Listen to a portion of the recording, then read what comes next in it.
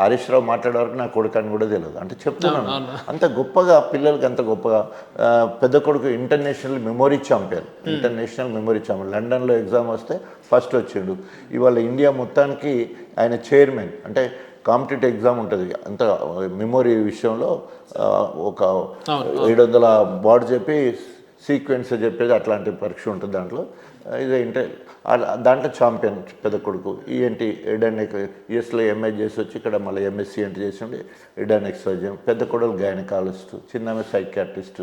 మా భార్య senior gazetted officer, librarian.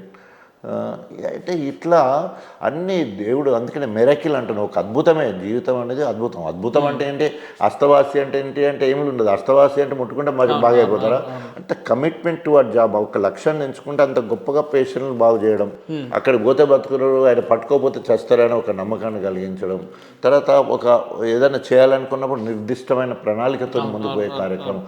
అందుకని ఇవన్నీ సక్సెస్. దాంతోపాటు అది కొందరు అదృష్టం అంటారు, కొందరు ఆయనకేంది అదృష్టవంతుడు అంటారు, హార్డ్ వర్క్ అంటారు. కానీ డాక్టర్ కావాలంటే చాలా ఇన్నోసెంట్, చాలా సెన్సిటివ్ మైండ్ ఉండాలి కదా సార్. అంత సెన్సిటివ్ మైండ్ నుంచి సడన్గా పాలిటిక్స్ అంటే అనేకమైన ఒడిదుడుకులు ఉంటాయి, అనేకమైన ఇబ్బందులు ఉంటాయి, చాలా గట్స్ చేయాల్సి వస్తుంది.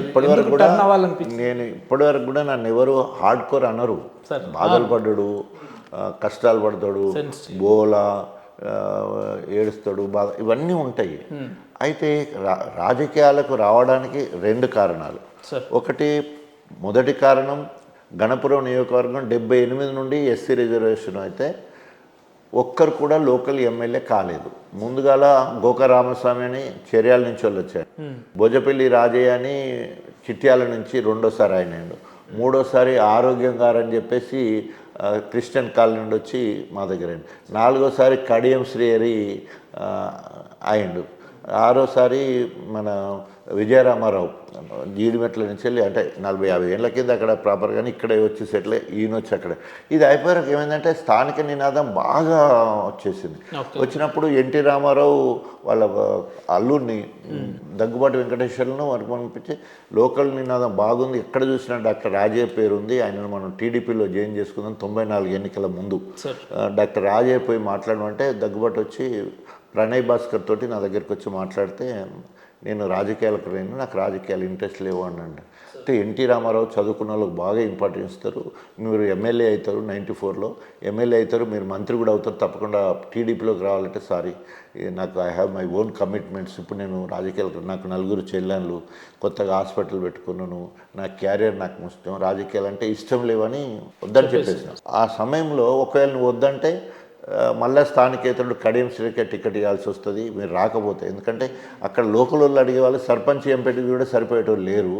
ఈయన లెక్చరర్ అంటున్నాడు, ఎంఎస్ కెమిస్ట్రీ చేసాడు, మళ్ళీ మున్సిపాలిటీలో ఓడిపోయాడు, తర్వాత జిల్లా అధ్యక్షుడిగా ఉన్నాడు, ఆయన గణపూర్ నుంచి టికెట్ అడుగుతాడు, మరి ఆయనకి ఇవ్వాల్సి వస్తుంది అంటే మీరు ఎవరికైనా ఇచ్చుకోండి సార్, నాకు వద్దన్నప్పుడు మీరు ఎవరికి ఇస్తేంది అని చెప్పడం. తర్వాత దత్తాత్రేయ వచ్చాడు, బీజేపీ అధ్యక్షుడు ఆయన వచ్చి సార్ మీరు పాలిటిక్స్ రావాలంటే నవ్వుంటి, ఎందుకంటే బీజేపీ అంటే మీకు ఇష్టం ఉండదు నాకు తెలుసు, మీరు లెఫ్ట్ ఐడియాలజీ పీడిఎస్సీ ఉన్నారు, మీరు అంతా చరిత్ర తెలుసుకొని వచ్చినాం, మెడికల్ కాలేజీలో మీరు పీడిఎస్సీ ఆర్గనైజేషన్లు తిరిగిళ్ళు అంటే నాకు రాజకీయాలకు రావడం ఇష్టం లేదు, బీజేపీ అనే కాదు అంటే ఒకవేళ కనుక టీడీపీ నుంచి వెళ్ళి మీకు ఏమైనా ఆఫర్ వచ్చేది అంటే మీరు టీడీపీకి వచ్చారంటే మీరు టీడీపీలో జాయిన్ కాండి అని ఒక ఉచిత సలహా కూడా ఇచ్చిపోయాడు.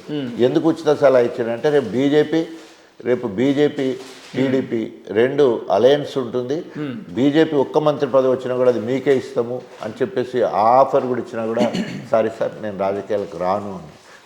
అంటే అట్లా నాకు అవకాశం వచ్చిన మొత్తానికి రాజకీయ అరంగేట్రం చేసి స్థానికంగా అంత మంచి పేరున్నా కూడా రాజకీయాలకు రావడానికి ఇష్టపడలేదు. స్థానిక నినాదం వల్లనే రాజకీయాలకు రావడం జరిగింది. తర్వాత నా రాజకీయ ప్రస్థానం దండోరా. సో అందరూ మంచి ప్రాక్టీస్ ఉంది వరంగల్లో, మొత్తం పిల్లల డాక్టర్ల నెంబర్ 1 ప్రాక్టీసు.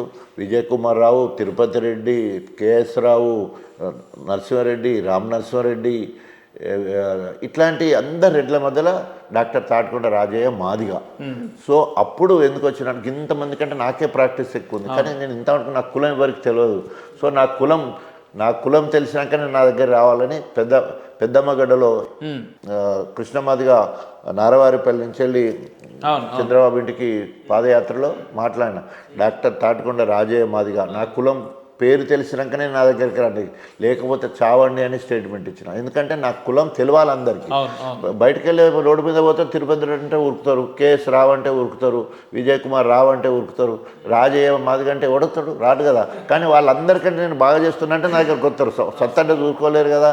ఆటో వాళ్ళు, రిక్షా వాళ్ళు ఎవరు మంచి డాక్టర్ అంటే డాక్టర్ రాజయ్య మంచి డాక్టరు, నర్సిరెడ్డి అయితే ఎంజిఎం పోమంటాడు. సో ఎంజిఎం బాగానే వాళ్ళు డాక్టర్ రాజయ్య దగ్గర వచ్చి బాగా అవుతాను. So there ends the matter. కాబట్టి అట్లా నేను ఫస్ట్ పీడియాటిక్ నర్సింగ్ హోమ్ అంటే ఫస్ట్ పిల్లల దవాఖాన ఉత్తర తెలంగాణ మొత్తంలో వరంగల్లో స్థాపించింది నేనే 92-93లో. That was my speciality. అంటే అంత గొప్పగా హాస్పిటల్ను ఉన్నవాడిని రాజకీయాలకు రావడానికి ఒకటి దండోరా. రెండవది వైఎస్ రాజశేఖర రెడ్డి స్వయంగా నన్ను పిలిచి, అక్కడ ఒక దుర్మార్గుడు ఉన్నాడు ఆయన నోడగొట్టాలంటే, ఆ పేరే మరి వైఎస్ రాజు, ఆ దుర్మార్గుడు నోడగొట్టాలంటే ఇలాంటి మంచి పేరున్న డాక్టర్ కావాలి. అప్పుడు నాకేమొచ్చింది, జాతీయ స్థాయిలో ఉత్తమ డాక్టర్గా అవార్డు వచ్చింది. వైఎస్ రాజశేఖర్ తెలుసుకొని నన్ను ఢిల్లీకి పంపించి, ఢిల్లీలో సోనియా గాంధీతో కలిసి ఏర్పాటు చేసి, Sonia Gandhi requested me to join in Congress party. అంటే ఆమె నన్ను పార్టీలో జాయిన్ కమ్మని నన్ను ఆహ్వానించింది. నేను ఆమె దగ్గరికి పోయి బొకే ఇచ్చిన తర్వాత, మీ గురించి చాలా గొప్పగా అయినా, మీలాంటి వాళ్ళు రాజకీయాలకు వచ్చేదంటే ఇంకా చాలా చేస్తానికి అవకాశం, కమింగ్ టు కాంగ్రెస్ అని రిక్వెస్ట్ చేసింది. ఆ రకంగా అక్టోబర్ 13, 97లో సోనియా గాంధీ సమక్షంలో కాంగ్రెస్ పార్టీలో జాయిన్ అయ్యాను. సో అక్కడి నుంచి 99లో టికెట్ రావడం జరిగింది. రోజుసారి ఓడిపోయినా, మళ్ళీ రెండోసారి ఓడిపోయినా, బై ఎలక్షన్లో రెండోసారి ఓడిపోయినా. కరెక్ట్గా అదే చెప్పిన 4,000తో ఓడిపోయినా. మొదటిసారి 11,700తో గెలిచిన. అంటే 2 సార్లు ఆయన గెలిచింది, ఒక దెబ్బతో కొట్టేసిన. అక్కడి నుంచి మళ్ళీ 33, 58, మళ్ళీ 30 వచ్చిన. సో అంటే ఉట్టినే రాజకీయాలకు రావడానికి బలమైన కారణంతో, స్థానిక అవసరాల నిమిత్తం, స్థానిక నినాదాన్ని దృష్టిలో పెట్టుకొని, ఒక శత్రువు ఉన్నప్పుడు ఆ నోడగొట్టాలి అనే దాని మీద రాజకీయాలకు రావడం. ఇన్నేళ్ళ మీ రాజకీయ జీవితంలో అరే ఈ రాజకీయాలు మనకు అవసరమా అని అనిపించిన సందర్భాలు ఏమైనా ఉన్నాయా సార్? కష్టాలకు, ఒడిదుడుకులకు తలొగ్గిన సందర్భాలు ఉన్నాయా? అంటే వైద్య వృత్తిలో చాలా తృప్తి ఉంటుంది, చాలా అంటే చాలా తృప్తి. అంటే కళ్ళపొండి నీళ్ళు వచ్చేంత. అంటే ఒక సిరివంచ అని గోదావరి అవతల ఉంటే ఊరు ఉంటుంది. సంవత్సరాల బాబుకు ఫిట్స్ వస్తే అక్కడి నుంచి వెళ్ళి ఎప్పుడో 1-2 గంటలకు బయలుదేరి ఇక్కడికి వచ్చేవరకు రాత్రి 11-12 అవుతుంది.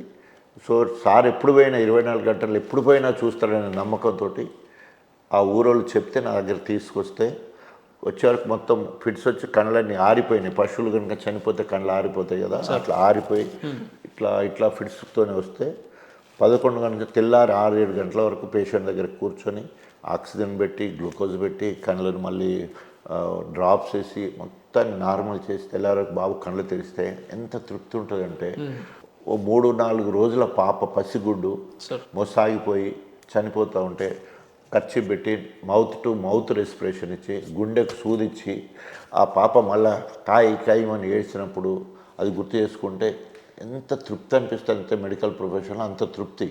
కానీ రాజకీయాలకు వచ్చినాక నువ్వు ఎంత చేసినా కూడా తిట్లే, నువ్వు ఎంత గొప్ప ఆయన ఉట్టి చేస్తాడా, మేము ఓట్లు వేయలేదా, ఇదైతే ఉంటుంది. అదే వైద్య వృత్తిలో ఉంటే పైసలు ఇస్తారు, పాప బాగైన తర్వాత కాళ్ళ దగ్గర కొబ్బరికాయ కొడతారు. ఇంకా మోటోళ్ళు అయితే పాపను కాళ్ళ దగ్గర వేస్తారు, వద్దమ్మా అంటే కూడా.